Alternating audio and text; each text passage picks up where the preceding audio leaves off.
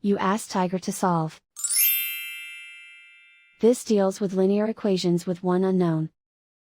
The final result is x equals 5. Let's solve it step by step. Group all constants on the right side of the equation. Add 6 to both sides. Group like terms. Simplify the arithmetic.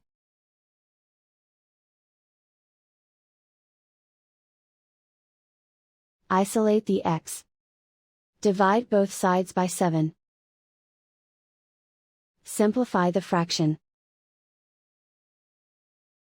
Find the greatest common factor of the numerator and denominator.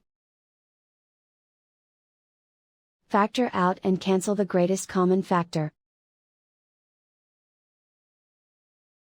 And so the final result is x equals 5.